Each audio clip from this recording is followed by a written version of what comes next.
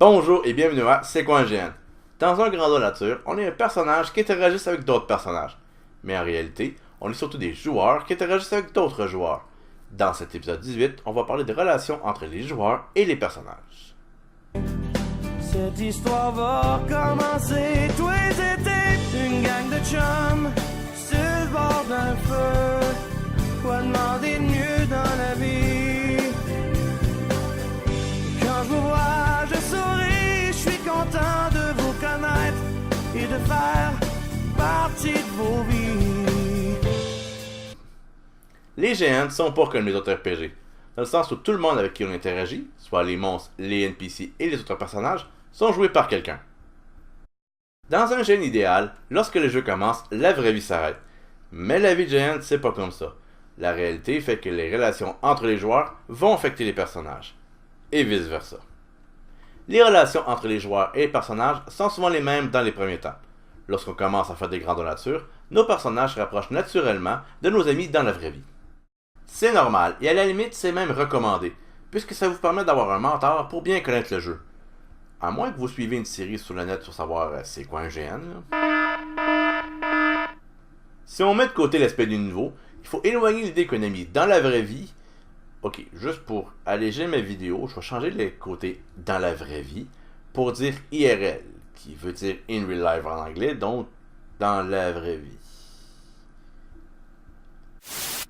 Il faut donc éloigner l'idée qu'un ami IRL est forcément un ami en jeu. À force de faire des GN, vous allez vous faire des amis dans le milieu, et ces amis ne seront pas nécessairement des amis de vos persos. Aussi, toutes les autres relations IRL, qu'ils soient familiales ou amoureuses, sont pas obligées de paraître sur vos persos. Ça peut faire du bien le temps d'un GN de changer vos relations. Ça peut aussi les renforcer, mais si je dis autrement, je risque de scraper toute mon argumentation. Donc, transition. Si vous avez suivi mes épisodes, ce que j'espère parce que commencer l'épisode 18 c'est un peu bizarre, vous avez souvent remarqué que je parle souvent des types, comme les types de GN, les types de narrateurs, mais surtout, présentement, les types de joueurs. J'en parle rapidement pour dire que les joueurs peuvent changer de style de jeu en changeant de GN. Même si leur look et leur manière peuvent paraître le même, leurs persos ne le sont pas forcément. Souvent, lorsqu'un joueur se démarque dans un GN, cette même marque reste dans les autres grandeurs nature. Lorsqu'on interagit avec un personnage, il faut oublier toutes les autres persos que ce joueur a joué dans les autres GN. Et parfois, c'est pas facile. Dans chaque personnage, il y a un joueur, faut pas l'oublier quand on joue. Une place qui peut être plus dommageable pour le joueur que pour le personnage, c'est lorsqu'on roleplay les insultes. Lorsqu'on insulte quelqu'un, la première chose qui saute aux yeux, c'est le physique. C'est les insultes faciles.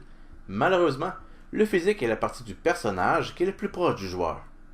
Les insultes sur la taille, le poids, la couleur de peau et même la qualité d'équipement ne devraient pas être une insulte portée sur un personnage. Sauf si c'est une peau verte, là. Sérieusement, une insulte faite sur le physique d'un perso peut facilement être pris personnel par un joueur.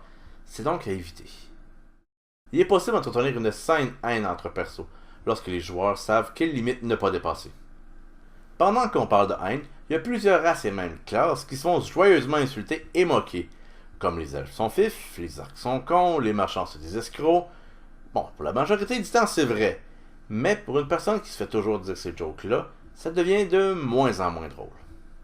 Ma mère m'a souvent répété, une bonne blague, c'est quand on s'est arrêté. Donc, si on va avoir encore de la diversité dans nos GN, faut savoir doser ces moqueries. Une dernière petite chose, les GN, c'est pas fait pour les vengeances personnelles. Si vous avez un problème avec un joueur, réglez ça en dehors des GN. C'est la même chose si vous rentrez sur le site frustré de la vie, faites-les pas subir à tout le monde. Un GN, c'est fait pour vous amuser. Amusez-vous et changez de vie.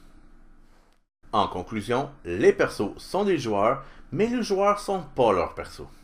Et un GN, c'est pas fait pour faire sortir son méchant, même si son méchant veut souvent sortir. Ah, je t'ai rendu où?